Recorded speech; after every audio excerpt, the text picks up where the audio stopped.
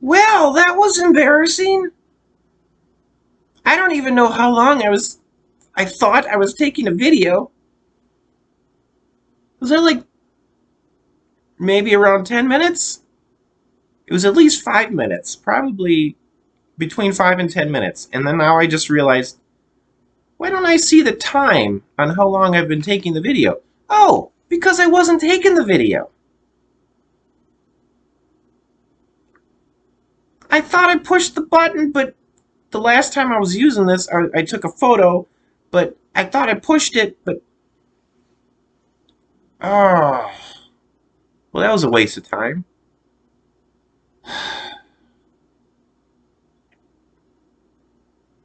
I was talking about in this video that was not taking a video.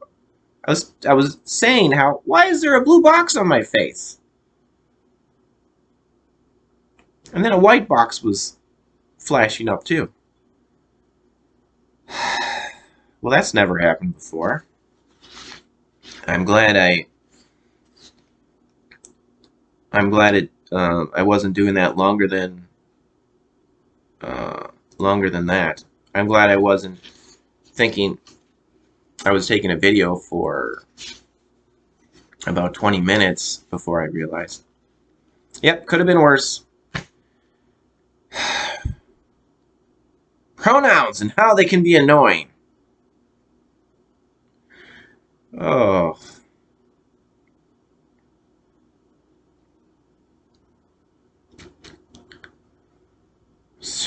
I had to take a break yesterday. I'm going to have to retell this all over again. I was just talking to my laptop for no reason before. I took a break yesterday because of my camera. Last time in a video, I think it was last time, I was showing my camera that I got, that I was going to use for taking videos, time-lapse videos of me drawing. But in the instruction booklet it said I had to download an app. And then when I downloaded the app, it said I had to switch out of S mode.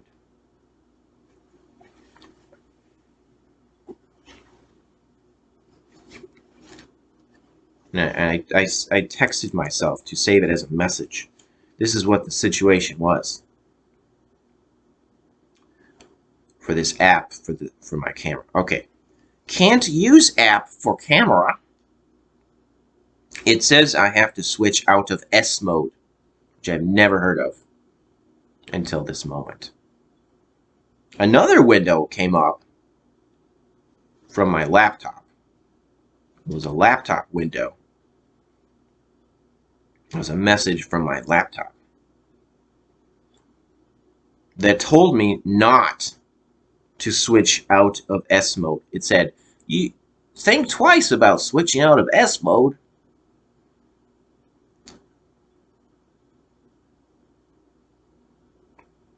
Because of security, speed, and simplicity.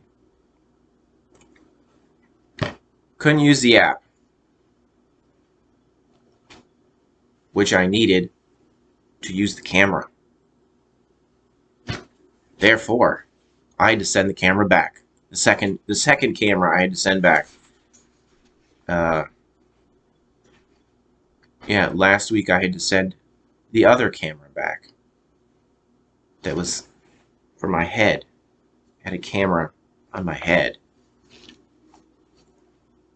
I was going to take videos of me drawing. I had to send that one back because I couldn't find the right SD card for it. I got one and it didn't fit. And then I had to send this other camera back that fit on my desk, which would have been perfect if I could have used it.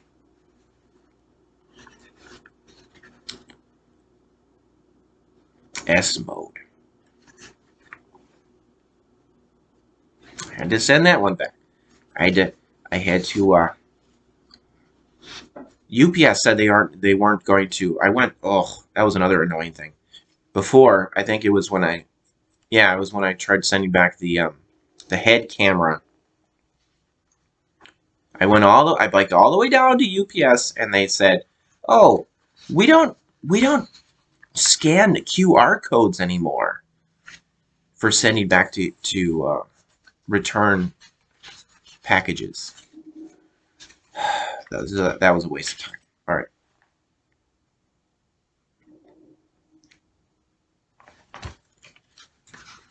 Therefore, I had to print out a return label at the library, and then bike all the way over to the other end of town. Not as far as UPS, but I had to bike all the way over there to a place called Pack and Mail, and then return it that way. Given up on the getting a new camera. It would have been nice to have improved perfect, really good quality for making time-lapse videos of me drawing, but going to give up on that and just use the video camera that I got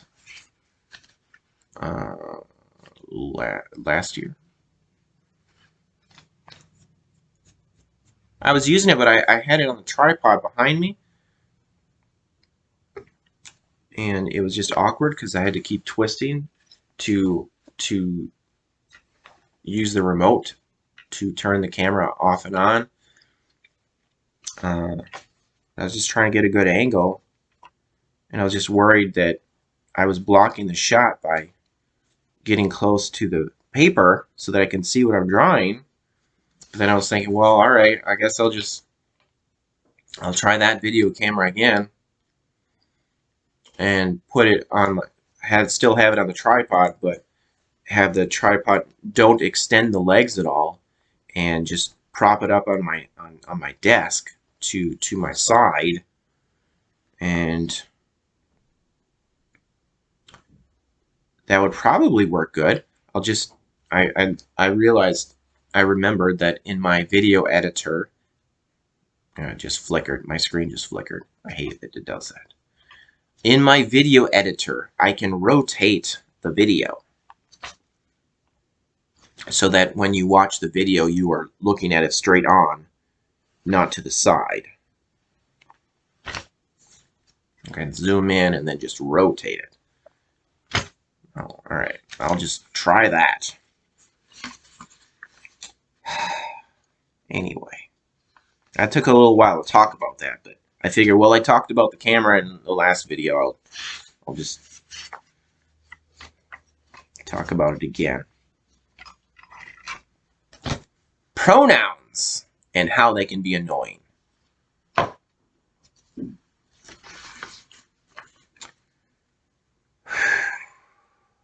Okay.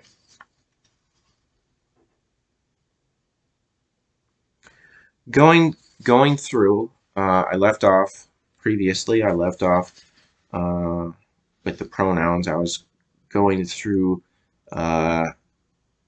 examples. Oh shoot! Oh shoot! Before I even get to the examples in the book with the pronouns, I'll try to do this quickly. Another thing that annoys me that doesn't have anything to do with pronouns that I heard for years, people saying an expression that I hate is when people say, I've never said this, I'm going to say it now. I've never said it because when I heard it, I was thinking, that sounds stupid.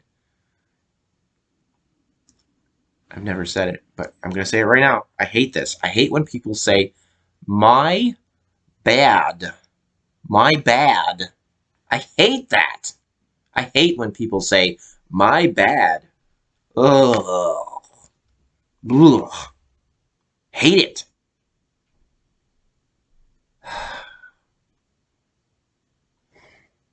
I just think it sounds so stupid. And now I'm hearing my neighbor, which I hate.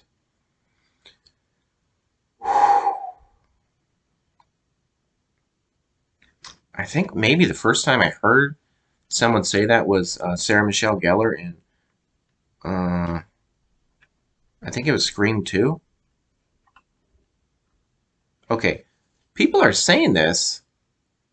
I I assume people are saying this because they're using it as an expression to say that they made a mistake, uh, that something is their fault, or that they misunderstood something. Yeah, they made a mistake, so that's why they're saying that. But to me, when I hear it, it just sounds like bad English, bad grammar. It sounds like something a child would say. It sounds like something that someone would say if they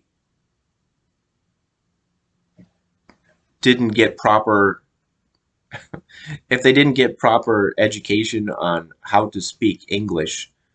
Uh, Also, it sounds like something that someone would say if if English was not their uh, first language. If they were from another country, they spoke another language, and they're trying to learn English, and they're just putting words together, and they speak something that doesn't sound good because they are not English is not their first language. Uh,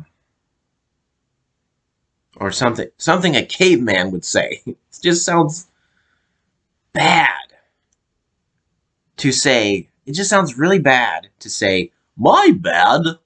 It just sounds like they're putting words together, uh, and it just in a simplistic way, and it just sounds bad. I hate when people say that. All right, I'm gonna get to these. All right, now I'm gonna. I just had to get to it. Get to say that because if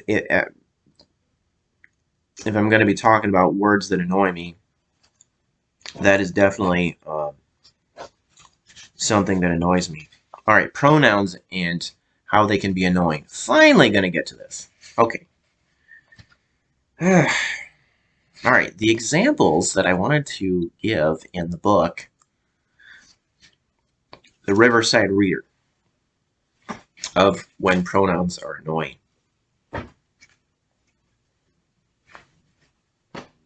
There it is.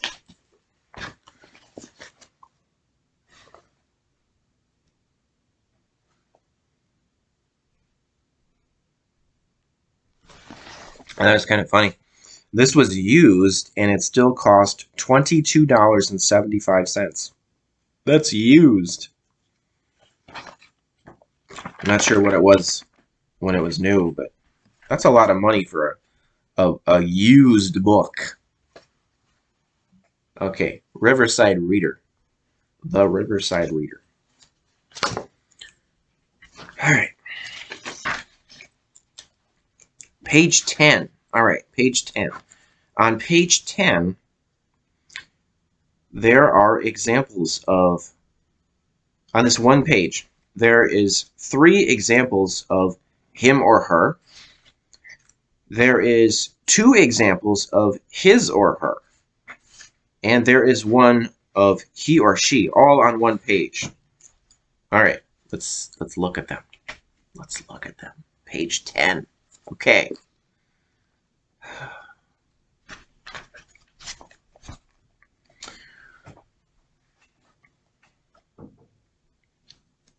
Consider what you'd say to the author if you wanted to talk back to him or her.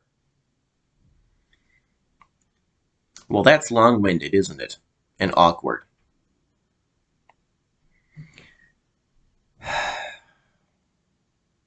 I put up a short video, just a statement. Yeah, I think I played that in one of my long videos. I put up a short video that was me in putting forth the statement of how using these him, her, his, her, and he, she, how they are long-winded, awkward, and unnecessary, and to use they, their, and them instead. And I think that one got around 900 views. I think I don't remember how many likes. I think it was double-digit likes, and so far, the comments that I got were all negative. There were people saying, no, I don't, I'm going to keep, it wasn't long. It was just short comments, just a few people saying no, implying that no, they want to keep saying he or she, him or her, his or her. Can't get through to some people. Okay, consider what you'd say to the author if you wanted to talk back to them, is what that should say. If you wanted to talk back to them. Consider what you'd say to the author if you wanted to talk back to them. Sounds so much better.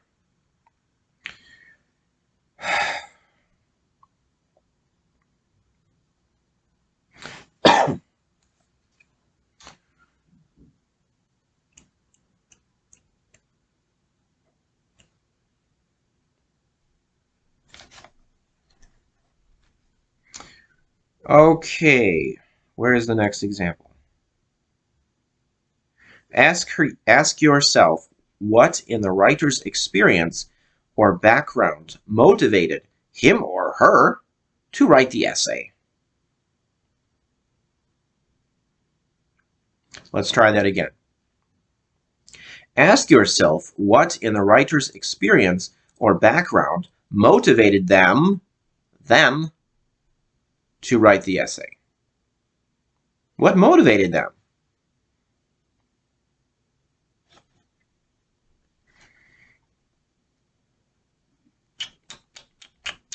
When you finish, consider how well the writer achieved his or her purpose with you.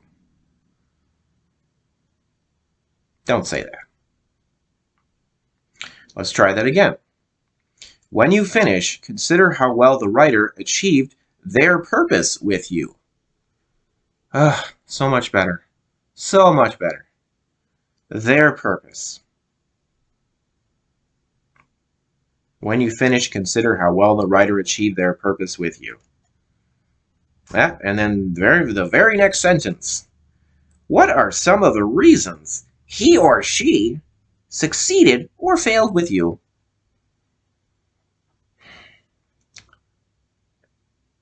Let's try that again. What are some of the reasons the writer succeeded or failed with you?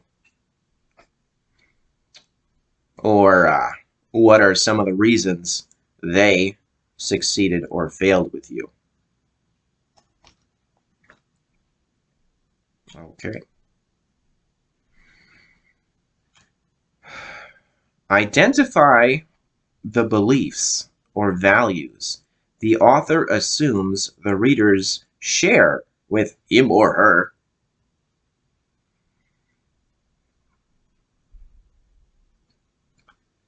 All right, let's try that again. Identify the beliefs or values the author assumes the readers share with them. Share with them. Identify the beliefs or values the author assumes the readers share with them. Sounds better.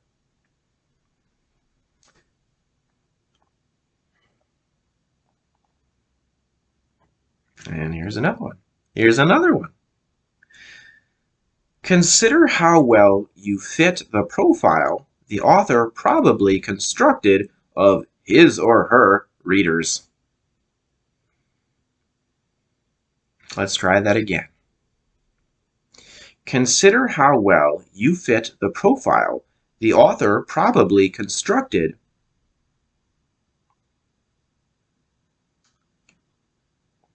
of their readers. That kind of sounds weird too. Consider how well you fit the profile the author probably constructed. Consider how well you fit the profile the author probably constructed. That kind of sounds weird no matter what, I think the sentence just sounds weird no matter what. Consider how well, as it's written, consider how well you fit the profile the author probably constructed. Profile. That does sound strange. Consider how well you fit the profile the author probably constructed of his or her readers. That sentence sounds strange no matter what. Even if I replace the his or her with their. Consider how well you fit the profile the author probably constructed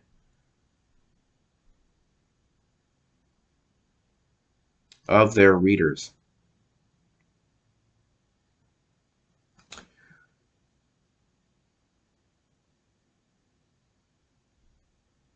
Consider how well you fit the profile the author probably constructed of their readers. That's a weird sentence. I think when I get to the of, it just sounds wrong. Consider how well you fit the profile the author probably constructed of their readers. I don't like that sentence. Anyway, just wanted to show that was another good example of, on one page, there were 3 him or hers, 2 his or hers, and 1 he or she.